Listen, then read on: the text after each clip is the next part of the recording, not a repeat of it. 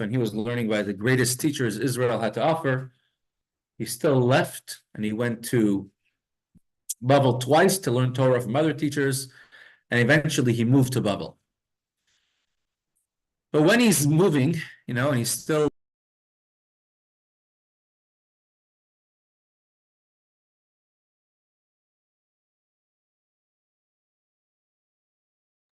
Rabbi, we lost you.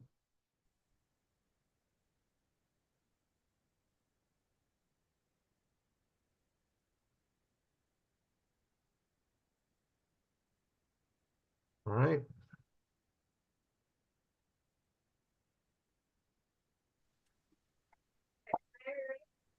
There we go.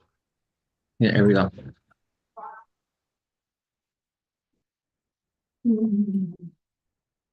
So we have an Israeli who leaves Israel and moves to the seat of the main Jewish community financially and scholastically, and that is to Babel. And he did it because he saw that Jews in Babel, the younger generation, was having a very hard time connecting to the Torah, learning Torah. So he went and he opened a yeshiva in the city of Surah. And from when he went there, from when he moved, the Babel became the center and the seat of Torah knowledge, Torah study, especially because Israel was then under the Roman rule, and the Romans were constantly persecuting the Jews day in, day out. Every once in a while, they're coming up with something new, thing they couldn't have thought of before. And in Babel, you're under the Persians or whoever ruled Babylonia at that time. The Persians, yeah. After the Korban of the second Mikdash, or second Mikdash, the Persians. And they were very kind, very, hospitable to the Jewish nation, to the Jewish people. And over there, Torah study really grew and really blossomed over there. So Rav describes the first time he came to the city of to Babel, and he was very perplexed by what he saw. And the Gemara is going to bring several halachas, several laws that we learned from the story of Rav.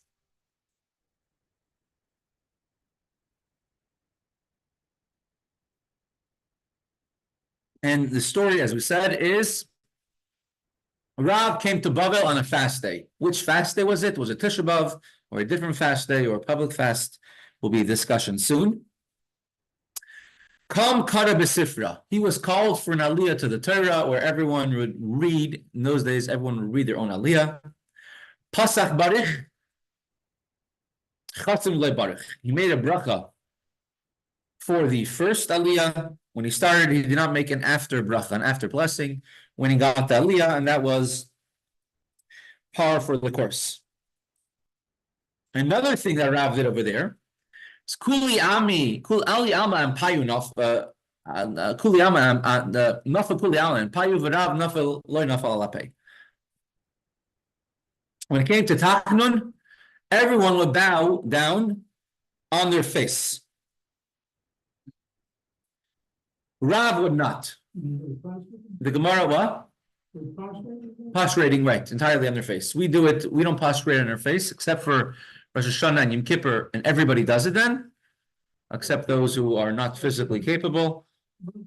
But then it was done by every single mincha. When we go like this, put our hands on our arm, then they will prostrate themselves on their face.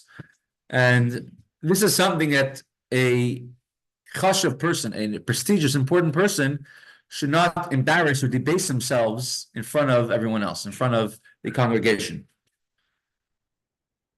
That was the reason. So that's the reason given in Tosfos, yeah. So therefore, he should not fall on his face in front of everyone else, in front of the congregation. And we see Rabbi Gamliel, he would daven in mincha in private, in his own home, in order that people shouldn't see him prostrating his face. And there's many stories of that. In the Beis HaMikdash, everyone is nullified, like nothing in front of Hashem, in front of the Shekhinah. But everyone else, when they fell Tachnun, fell on their face, except for Rav. Rav did not do it. There's additional reasons that are given. perhaps the floor in that shul in Bavel was made out of stone, because Bavel was known for having stones from the times of the Beis Hamikdash, and you can't bow down on a stone floor. It has to be made out of something else, either carpet, or if there's stone, you put a towel or something else underneath. You can only bow down on stone in the Beis Hamikdash. If there's stone and there's nothing to bow down on, you could bow to your side instead of being on your knees to show that there's a little difference. In some places they would take grass and spread it out on the ground on Yom Kippur. That's what the Ramah writes. But in the Beis Hamikdash, they would bow down to Hashem on stone, because the Beis Hamikdash is a place in front. Literally, you're in front of Hashem's presence.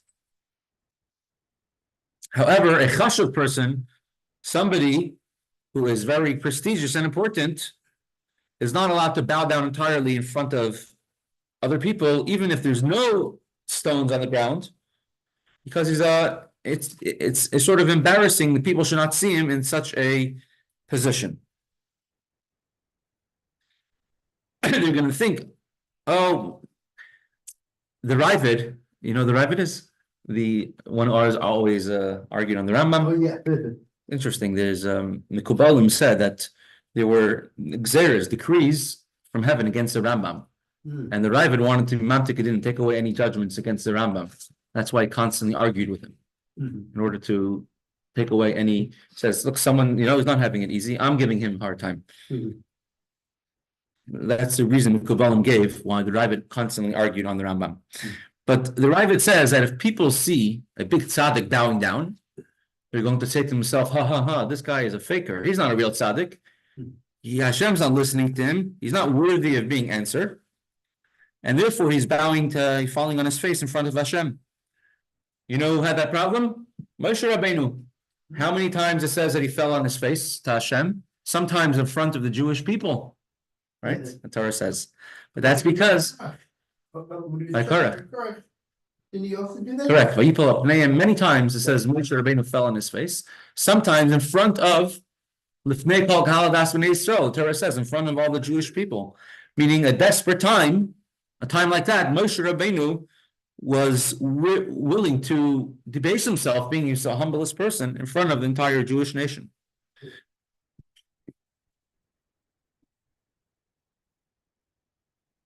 However, the only difference is, the Ravid does say, and the Taz brings down, is that if everyone in the shul is bowing down at the same time, then there's a place that the big tzaddik could do it together with everyone else. What would you say? If he's a big tzaddik, Yeah. if everyone is doing it at the same time, then it said it's fine. It says about Yeshua, after the Jewish people had a defeat in the city of Ai, and you know what they said? Oi. But after they had a defeat, he davened to Hashem, he fell on his face, together with the entire Sanhedrin, and the entire Jewish people saw Yeshua fell on his face. They all fell on their face together and bowed to Hashem and davened and did Shuvah the rest of the day, until it was finally revealed the reason why they lost the battle was because Achan, who stole the treasures from the city of Yericho, and therefore they got punched. In the city of Ice, right? The city of Ai, correct. Yeah, he stole from Again? He stole it from I. He stole it from Jericho. Yeah, oh, he stole it from So Hashem said everything that's taken from Jericho has to be given to, it's banned to be used. And he stole some precious gold bars and precious robes. Oh, yeah, so they were defeated at I because of what he did in Jericho. Correct. Okay. But he fell on his face, and everyone davened to Hashem. He says Yeshua was a great tzaddik, and Hashem told him, "Kum lama lech, get up and go. Why are you not lama nefla penecha? Why are you falling and praying to me and falling on your face? You must go see who it was. Some of the treasure was stolen from I, was used, misappropriated, and you have to find out who did it." Now, there's different types of bowing. There's kida, shtachavaya, there's bowing on your knees, and then there's bowing on your face, like bending over. And then that's what we do on Yom Kippur, Rosh Hashanah. We on our knees and we bow, but then there's apayim arza, flat, frustrated. We've seen the drawings of it at other times, where one is totally flat on the ground. So that is the highest type of bowing down. And that's called apayim, on your face. During davening, we have nefilas apayim, falling on our face. Technically, you're supposed to fall prostrated, totally flat on the ground. We don't do that nowadays for various reasons. Meaning, because we're not such tzaddikim like we were back then, etc. Gemara asks the question, two things we're going to learn out of this story. One is we're going to try inferring about how you divide how many aliyahs we have on a fast day based on what Rav did. Rav making the blessing before and not after. And we're going to discuss halacha if about falling on your face, covering your face during Tachnun, during the supplications after Shemona Esrei. So says the Gemara, Mechti. Let's discuss this. Rav b'Yisrael Hava. Rav b'Yisrael Kara. Rav was not a Kohen. Rav was not a Levi. What was he? A Yisrael. So who gets a third aliyah? A Yisrael. And he got his aliyah on a fast day. And he says he made a blessing before his aliyah, but he did not make a blessing after. My time achasim lebarich. So for Rav, if there's only 3 aliyahs on a fast day, so Rav is a third reader because he's not a Kohen or a Levi. So he receives a third aliyah, and being that he received a third aliyah, the final aliyah, he should have made a blessing after. So this question we had before, maybe on a fast day, we should have 4 aliyahs because we add an extra prayer, an extra paragraph, the Shemona Esrei, called Anenu, on a fast day. So because of that, maybe have an extra aliyah. So maybe from here, from this anecdote, is a proof that there are 4 aliyahs on a fast day. 5 because he didn't say the following bracha. Meaning? If he had to say an aliyah for the blessing next before. step, Yeah. then he didn't say the after bracha, which means there should have been somebody after him. Right. He was third. So you should have had a 4th. You should have had a 4th. So maybe from here is a proof that you have 4. I thought the first one. First is a coin. First aliyahs. The first one would say one. Right. The second one didn't, and the third one would say the after bracha. Right. So he comes along and he says the first aliyah. Right. But he doesn't say, I mean. He says the first bracha, the correct. first bracha, but not the end bracha, which means you must have somebody afterwards. Mhm. Correct. Okay. So the point that Mike is bringing is a very valid point. We're going to say, if he's getting a aliyah in the middle, third aliyah, why is he making a previous bracha, the first one? Maybe he didn't get the third aliyah, maybe he got an earlier aliyah. And maybe from there, there's no proof that there are 4 aliyahs.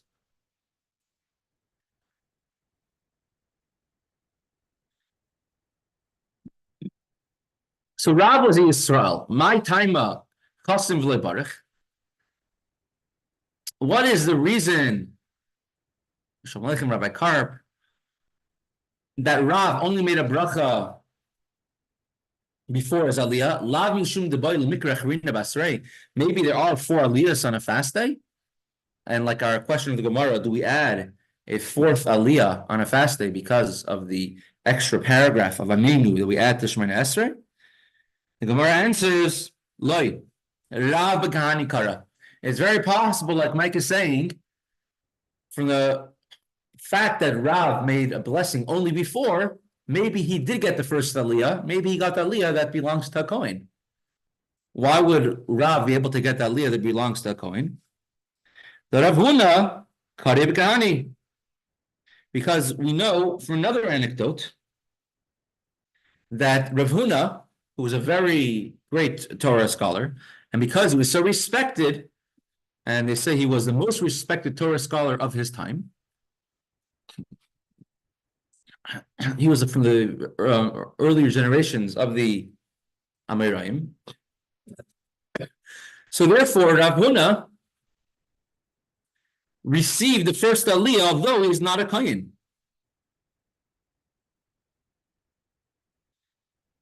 Generally, if a kohen wants to give up his right for the first aliyah, there would be a place to do it, for him to do it. But the thing is, you're opening up a can of worms. Because everyone's going to say, oh, I want the aliyah, go over to the kohen, I have a yortzeit today, could I have your aliyah? So the Chachamim, so the sages said that a kohen cannot give up his aliyah. So if a kohen has the first aliyah, he cannot give up his right to receive the first aliyah. We don't want any conflicts arriving in the shul. And so that's why you sometimes see, if a Kohen what's to give to somebody else, so the Kohen steps outside then, right? If he steps out, that's a different story. There's no kohen in the shul then. Then you have to have all the Levies step outside too, Right. right?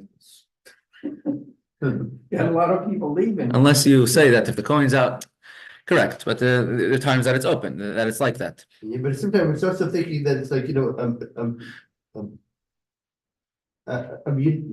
may need a rabbi's input, actually. He's supposed to say, I'm going to be giving up actually to a Talmid Chacham. They may have all of these ordinary people. To them, some guy's a big Talmid Chacham. Correct. So it's going to be very resentful. The guy is going to say, he goes over to the kohen, can I have your aliyah today? Yeah, but And the kohen says no. But he said yes to him last week. And you start making more fights in the shul, and we already have. I was thinking that like it's the problem with leaving the decision to the ordinary people who is the Talmid Chacham is they may each one may say, oh, he is the rabbi would be able to be objective, saying, oh, I know who's the Talmid Chacham. It's this guy. Right. So they only allowed it in the case of a outstanding Talmid Chacham, like one person per generation. That style. So Rav Huna was the most outstanding one of his times. They allowed him to receive kohen. And nobody would dispute that. Nobody would dispute Rav Huna. Correct. Call him a Talmid Chacham. Yeah. So Rav would be in the same category, right? So Rav would. So the fact that he made a bracha before his aliyah, not after, could be because maybe he got the aliyah, the first aliyah. The kohen allowed it, and nobody disputed it. Nowadays, the kohen always gets the first aliyah, even if you have the most outstanding Torah scholar in the entire world there, because who are we to start judging? It's not really defined. What's a Talmid Chacham? What's a Torah scholar? And in those days, they knew more, huh? They definitely knew more then, but to start singling out into specific individuals to come before the kohen, that could lead to the disputes today. So from this anecdote is no proof that on a fast day we should have a fourth aliyah, because Rav, although he was a Yisrael, it's very possible that he got the aliyah of kohen because he was so unique and highly respected, just like Rav Huna during his heyday.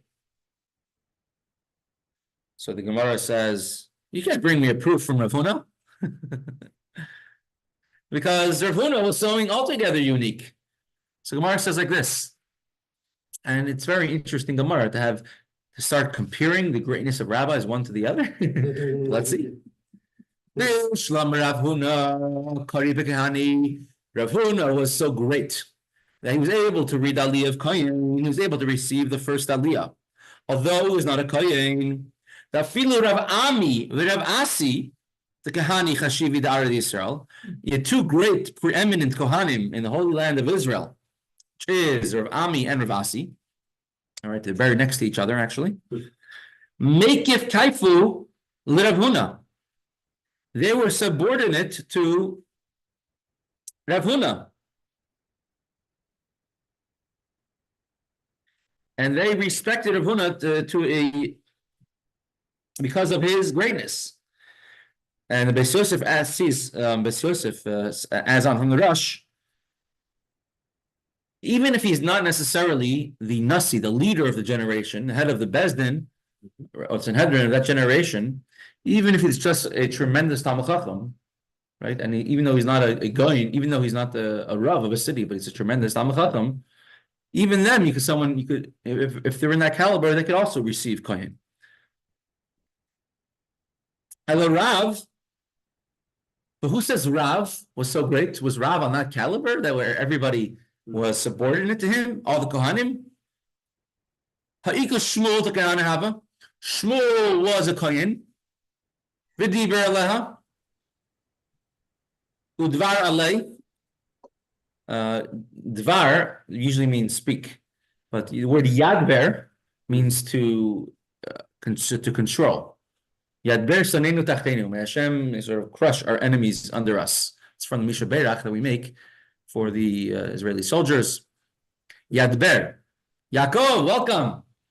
Thank you, Rabbi. Erev Tu B'Shvat Sameach. Tu B'Shvat Sameach, that's right. 222. For you, you're ready Tu B'Shvat. We have another couple hours to go. And Chamisha.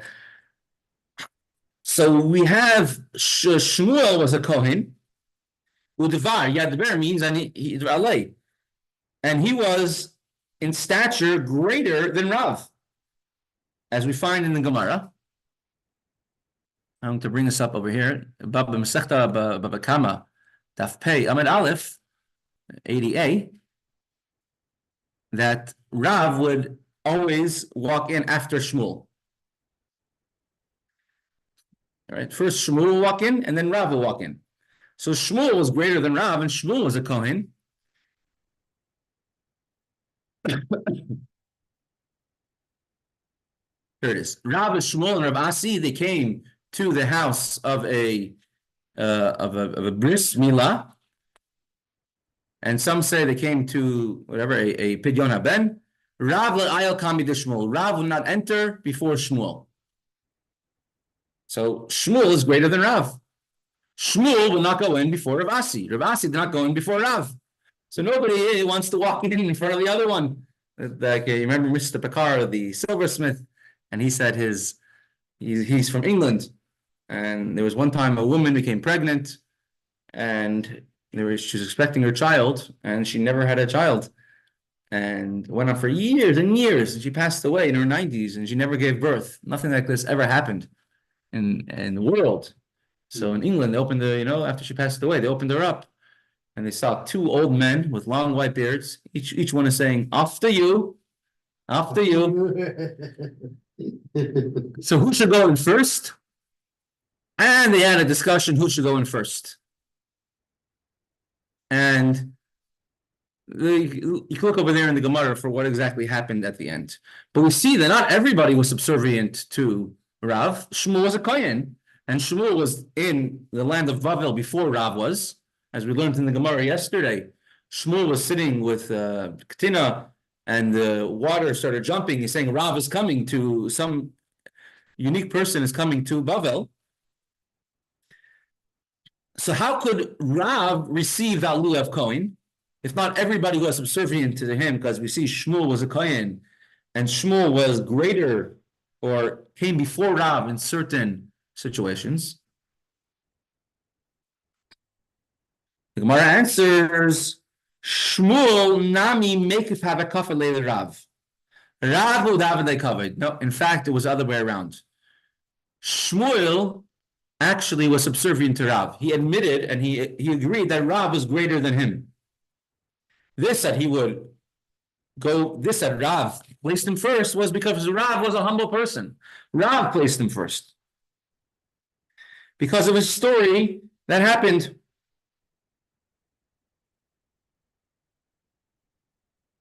There's a story in the Gemara Mesechta Shabbos Daf. Let's get the Gemara Mesechta Shabbos Daf Kuf Chesam and Aleph. Very sad story where the Gemara says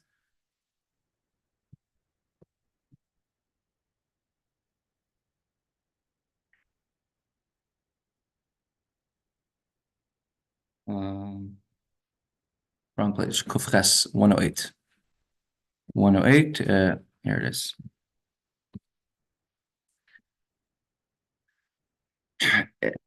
It's a very sad story because one time a certain event happened, and unfortunately someone gave a klela, they cursed out Rav, that he should not have children. Rav cursed Shmuel, right? Correct. No,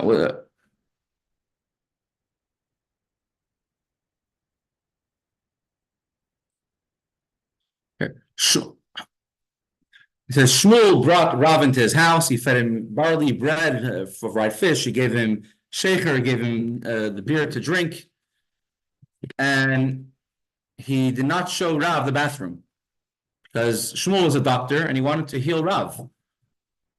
And by feeding Rav food, it would heal Rav. Rav was unaware of what Shmuel said. Layit Rav Amar man bani. Rav cursed Shmuel and said, "Whoever causes me suffering, his children should not survive." And that's what happened. Although Rav eventually found out and he regretted what he ever said, but what he said unfortunately happened, and Shmuel did not have children who survived. Because of that, Rav felt terrible his entire life, and he kept on giving tremendous honor to Shmuel whenever he could. So Rav made himself subservient to Shmuel. But in essence, Rav was actually greater, and Shmuel was cognizant of the fact that the Rav is actually greater than him, and therefore Rav is allowed to receive the aliyah of Kohen. You realize how we have to do mental gymnastics in order to show why someone is allowed to have the aliyah of Kohen. It's not the honor of a Kohen is a very special, important thing.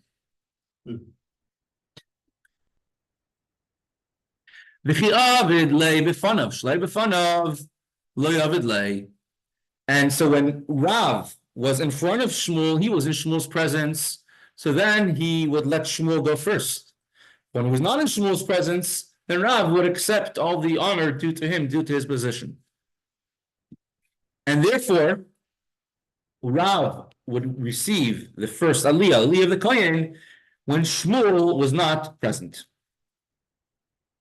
The Gemara comments, Hachinami mistabra, the Rav kahani kara. And so too, it is logical, more reasonable to say that Rav read the Kohen's portion, the first aliyah. The Soka Daitach, Yisra Kara, Lefaneha my time abarich.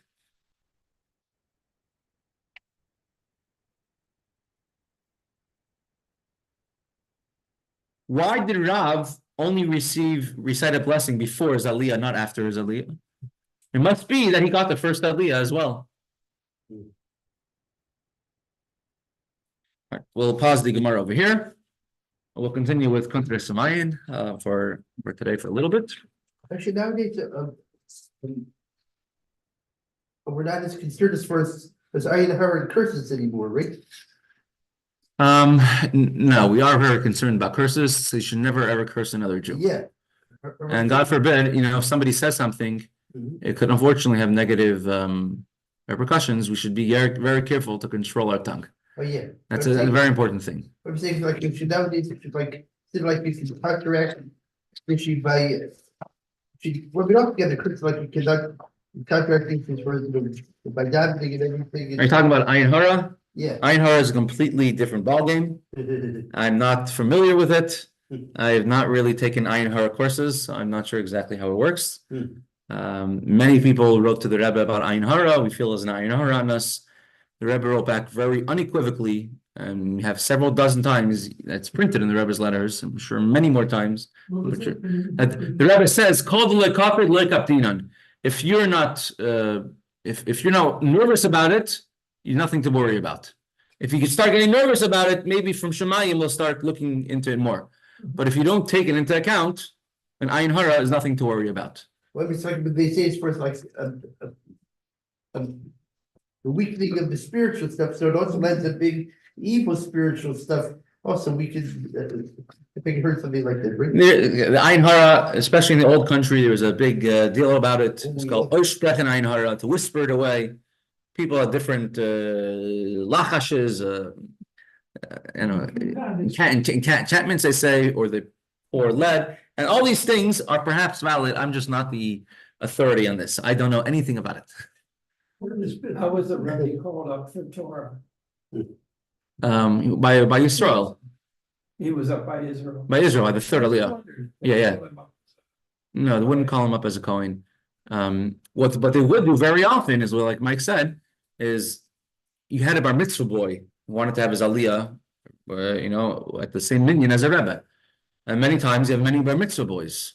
So there were times when there's bar mitzvah boy, you had one was a Kohen, one was a Levi, and one was Yisrael.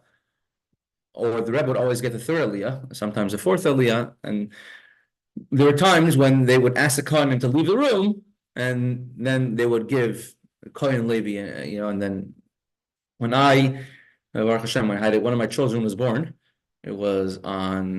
she was born on Shabbos. I have the best mazel, best luck. I have Shabbos and Yom Kippur together. A child born, take a taxi together to the hospital on that day. Another one or two of Shabbos and Yom Tov. Baruch Hashem, we always have the best mazel. So I ended up in what's the name of the hospital? One of the hospitals in Manhattan, not near any real Jewish community. And we had a Baruch Hashem, a baby girl that day, and by Mincha, we had a Shabbos. The baby was born Shabbos afternoon, let's say. And then we went down. Every hospital in New York has what's called a Bikur Cholim room. A room where, just for Jewish patients or Jewish family, there's always hot kosher food, top black kosher, and there's books and svarim, and literally it's tremendous chesed. Volunteers who staff it. And so we went to the Bikur Cholim room. They have a little tiny Aron Kodesh with a little tiny Torah. You can make minyanim there. So we had a minyan for Mincha on Shabbos, and there were three fathers who had baby girls all that day. One was a Kohen, one was a Levi, and then there was me, who was a Yisrael, and each of us got an aliyah by Mincha, of that Mincha. Right, the fathers, we all took a taxi on Shabbos to the hospital from wherever we lived. Right, one was called Kohen, one called Levi, one called Yisrael. Three different. Is it special if you're born on Shabbos? Is it a good similar? I hope so. Hope it's special if you're born on Shabbos on Yom Kippur, but we're going to save on her bas mitzvah, Baruch Hashem. She's born on Yom Kippur, so we save on the party. And this we can have more money for the wedding. Yeah, no, it's all taken on jewelry. בקשר לעין הרע, בזין דכסלו תש"ן, הרבי סיגר איגרת לאישה בשם מרת יוכבד, והוא כתב לה שבאם המזוזות כשרות, והעיקר הנהגה יומית, אי אפשר כלל שישלוט בעין הרע. אין עין הרע, אם המזוזות כשרות, הכל בסדר. And what he's saying was a very good thing. Make sure your mezuzahs are kosher. Yes. And then you could relax, take your mind off of it. Don't think about it at all. Then if you're not thinking about it, there's nothing to worry about. Yeah, it's just like I say, actually, that so you have experts actually haunted houses. If a Jew is keeping different mitzvahs, the mitzvahs will protect them. You don't have to worry about the haunted house. No, it's a famous story of Rav Huna, right? Rav Huna, before he was born, this is one of the early sources for wearing a yarmulke. Before he was born, the stargazers looked in the stars, and they said, "We see in the stars this boy is going to be a prolific thief, a ganav." And so from when he was born, his parents made sure that he always wore a yarmulke, like a covering over his head. Because if he has a covering over his head, so then he would remember that Hashem is on top of him. A yarmulke is yarei kel, you have the fear of Hashem. And he would always remember Hashem in front of him. Then, one time he was teaching his Talmidim, teaching students, and they were in a field under a tree, privately owned tree, a fig tree. And as he was teaching, his turban, his yarmulke fell off, and the urge to steal became so strong that he literally, from his place, he sprung up, and with his teeth, he grabbed the date off of the tree that he was sitting under. The urge to steal was literally so strong and it was only being kept under wraps, you could say, because he was wearing constantly a yarmulke. Right, so the Gemara Mesechta Shabbos, Daf Kuf Nun Vav, the last Amud, tells you many things what happened to a person. If you're born on Sunday, you'll be this. If you're born on Tuesday, you'll be that. If you're born in this hour of the day, this will happen. None of these things are definite. It just means that you have a propensity towards it. Meaning, as the Rebbe says, your nature is going in that direction. Like King David was a man of war. King David was a man of blood. And if he hadn't actually been a tzaddik, he could have been like Esau. Correct. Correct. As Shmuel Munkus, we mentioned him before, right? He said, if I wasn't a chassid, I would have gone and swindled everyone else out of their money and bought a lot of mashka with it. But it's just like I say it's for myself. I had the brains to be Correct. A manipulator. Correct. I'm nice guy, so don't manipulate. But let's read a little bit in Kuntres Umaayon. I'm not sure. Oh, I didn't share it yet. Sorry, I thought I did.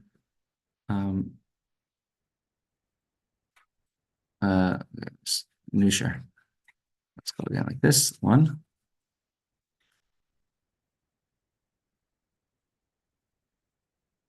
Excellent. We're discussing the idea of Chachma. It says the whole entire book we're learning is called Kuntres Umaayon, the book of the Mayan, of the spring. It says Mayan yatzam beit Hashem, and his spring went out from the house of Hashem. Quoting what's the vision he's going to see in the future, when Mashiach comes, he says that I see that a spring goes out from the house of Hashem, and a water, it says a Yoel, the whole entire valley of Shittim. And right away, we started explaining this pasuk, this verse, in spiritual terms. Shittim means shtus, foolishness, or extremism, and people are extremists against going against the way of Hashem and the Torah. And we explained how that's foolishness. It comes from the word shtus. Mayan, a spring, comes out from the house of Hashem. So we're going to start explaining every single word of this pasuk. Umayan is a spring. What is special about a spring? I'm going to pull up some pictures. Here's, like I say, a spring. In general, a mikveh has to have a certain size, called 40 sa'ah. I think it's about 200 to 300 gallons of water. That's the size of a mikveh, minimum size. And to go, well, what's a mikveh? A mikveh is a pool of water, where water is gathered and it's still. If somebody goes to mikveh in a stream of water, even if it's smaller than that size, if they're a very small person and they fit into less water, if technically their entire body would somehow be able to be covered by water with one drop of water, they went to the mikveh and it's kosher. It's a kosher mikveh, even if it's less than 40 sa'ah. Why? Because it's connected to its source. It's connected to where it comes from. And same thing, Mashiach told the Baal Shem Tov when he had a vision on Rosh Hashanah, and Baal Shem Tov asked Mashiach, when will you come? When will you redeem us? Mashiach answered, Baal Shem Tov, when your well springs spread out. A spring, the water, the same water that's there in the source underground is the same water that comes out and the person receives. Nothing changes. It's the same exact thing as the same, and in halacha to make the person tahar. That's the idea of a mayan, a wellspring. The Rambam calls the mayanot hachachma, the well springs of the level of chachma. We explained yesterday what chachma is. Chachma doesn't mean wisdom. That's intellect. That's machshava, facts. That fits to bina more. Chachma is the ability to know, and more important, the desire to know something that you don't have. That is chachma. Curiosity would be a very apt description of the idea of chachma. It says koachma.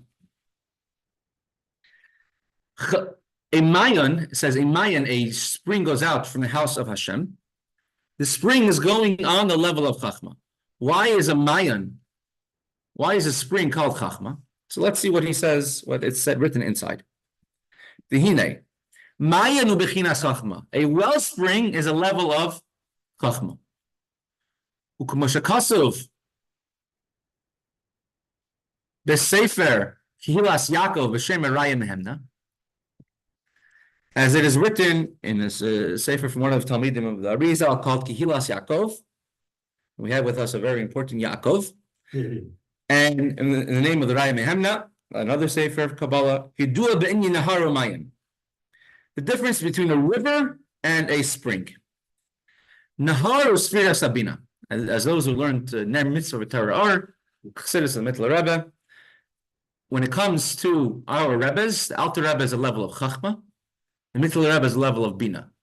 The Alter Rebbe, his Marmarim are very short, to the point. A lot of depth he had to work on to get there. Mittler Rebbe, his Maamarim are extremely long, very, very long in length. He would say Chassidus for 18 hours straight at times, 20 hours straight even, with a break just for davening. Mincha. And I think. Interrupt for a moment. It seems actually that the Mittler Rebbe, but I'm sure each Rebbe is sent actually when he's needed. In case of the Mittler Rebbe, he came at a time in which there was disagreement about how to interpret actually. The Alter Rebbe? The Alter Rebbe, so that you had the top student of the Alter Rebbe, and he was interpreting one way, and so the Mittler Correct. Rebbe was actually saying, no, here's how it goes. Right. It's another discussion about Rabbi Scheller, and we could go into that. He was a great chassid of the Alter Rebbe, and he thought that he understood the Alter Rebbe's path best. And actually, many of the great students of the Alter Rebbe actually followed him, some for a short time, some for a longer time. Okay, the difference of a river and a stream.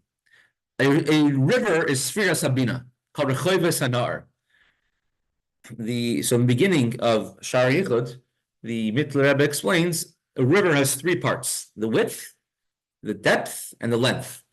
And when it comes to Bina, which is a second Hey of Hashem's name, you have three sides, and each one represents the idea of the width of the idea is getting more ideas, the depth of the river. That's where the deeper you go in the river, the stronger the current is, correct? Above the water, it looks very calm, and you go down under the surface, it gets very, very, very strong. That's the idea of the deeper you go, the more comes out, the more and more gets developed. And then the length is to bring it out and see how it applies into other areas as well. That's the idea of Bina of the Mittler Rebbe. It's a Hevash of Hashem's name. That's called a river. A Mayan, a stream, is called that level of Chachma, well springs. What's a well springs? It's coming out from the depths, meaning we're looking at the source where it comes from, as opposed to what it is doing and where it is going. That's the idea of a Mayan. The Mikra of Choives Hanar, a river is called the width of the river. The Yois is called Inyan Hanar, the idea of a river is that the characteristic that it's long, that it's wide. You come to a place like Pittsburgh, we're full of rivers, and they're deep, and they go for very great distances. And that's the idea of Bina, which takes the one little idea you had, the kernel of the idea, which is in Chachma, and to develop it and to make it into a whole long Megillah. As the Tzemach Tzedek said about his father-in-law, the Mittler Rebbe, my father-in-law made from yeder vart a kvart. From every line of the Alter Rebbe, he would expound on it and make it a whole bucket. From every word, from every line of the Alter Rebbe. Shehefresh b'neim, umayim is Sfiras HaChachma. A wellspring is the idea of Chachma. A shehefresh b'neim. What's the difference of a river and a spring? In Na'ar, Hagam shemispashir ba'richus u'v'reichiv gadol shemismal ekol kidaisav. You can have a river which is very long. At times it overflows. Many rivers in many places overflow all around the world. A river could stop if it's fed from waters which come from the mountains or rain. It could be a drought. I just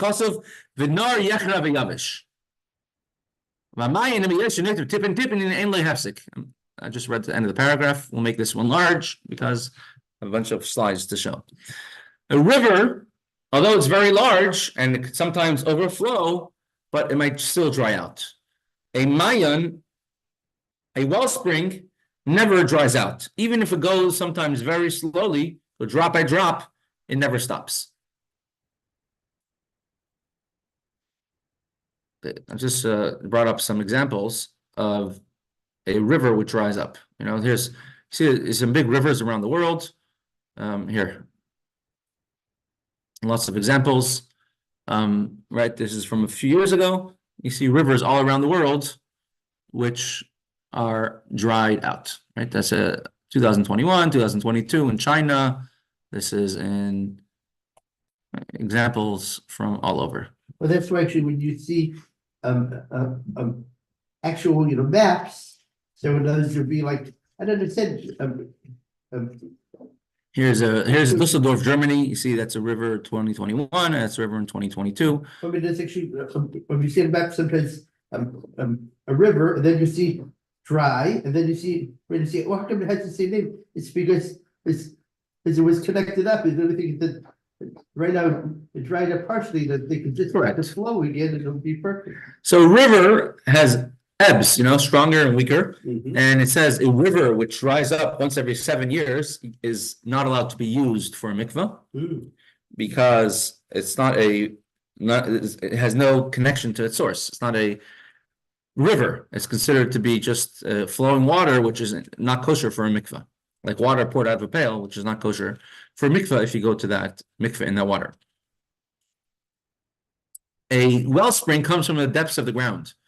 And so that will never dry up because the groundwater Hashem made is always over there, constantly underneath. Like it says over here, "V'nishtu mayim me'hayam, v'nar yechrav v'yivash." Hashem is speaking about Egypt, and Hashem says, the water from the sea shall dry up, and the river shall dry up and become arid, become completely dry. It's talking about the punishment the Egyptians will get, that the Nile River will dry up because there's no rainwater in Mitzrayim in Egypt. And the way they irrigate the entire country is through the river, through the Nile River, through the Nilus. And since Paro held himself as a deity, as a god, and he says, I created the river, therefore Hashem says that I am going to dry up the entire Nile River. What came with the job, if you were Pharaoh, you were supposed to be a god. Mhm. According to the historians, it came with the job. Correct. If you were Pharaoh, you had to be a god. So that's a difference of a wellspring, a spring which comes from the ground. That's kosher for a mikvah, even if it's a little bit, as long as the entire body of a person fits underneath. And a river, which has specific conditions, and a river has to be a river which does not dry up once every several years. And what's the difference? Why is one chachma, one is bina? So we explained, chachma always is connected to its source. Chachma's idea of ma, who am I? Where is it? Koyach ma, the ability. Here it is, right? Chachma, the letters chachma respelled to koyach ma, the ability to ask what. Be curious to know what's outside of me. That's the idea of chachma.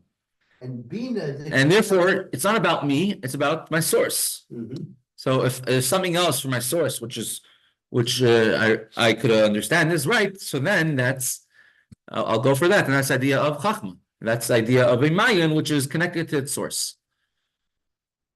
Bina, on the contrary, is like a river, which if it's not connected to its source, it's invalid for a mikvah. And even then, if it was connected to its source, you have to stop it and collect it without having stopped in the mikvah 40 sa with very unique conditions, because that's the idea of when you have unlimited seichel, unlimited analyzations, it has to be only in specific ways, the ways that Torah wants, ways that Torah could say. The bina means understanding, right? Right. The idea of Mesiras Nefesh, Mhm. ready to give up your life for self-sacrifice, going beyond, or it's called Shtus of Kedusha, that comes from the level of Chachma. Many paragraphs, many chapters in Tanya talk about the idea of Mesiras Nefesh. Every Jew is willing to give up their life for Hashem when push comes to shove, and to just recognize every mitzvah is literally a test of faith in every Aveda. And that comes from the level of Chachma, which is the idea of not being self-important. Mhm. So with that, we're going to